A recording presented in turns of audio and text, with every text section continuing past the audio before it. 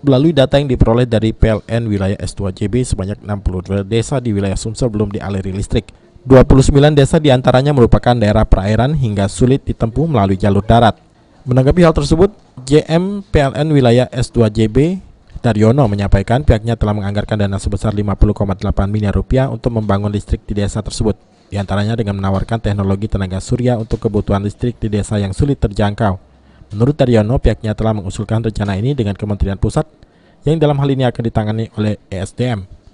Kalau yang wilayah perairan itu kita rencanakan pakai listrik tenaga surya. Jadi kita tidak pakai jaringan listrik. Itu ada sekitar 29 yang sudah kita identifikasi. 29 desa itu akan kita gunakan tenaga surya. Jadi nggak pakai listrik. Sudah pasti itu Mas? Ya, karena ini udah kita usulan ke pusat saja, sudah kita layangkan.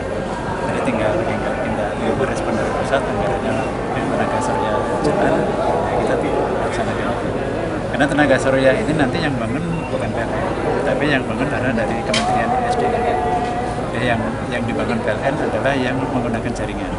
Nah, yang menggunakan jaringan sendiri ini masih sudah on progress juga, termasuk ada yang melintasi sungai, perizinan jalan.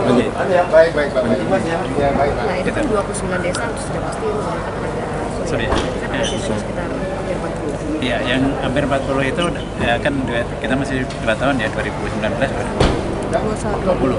Ya, insya Allah 2020 bisa sekitar. Ade Sunandar, PAL TV.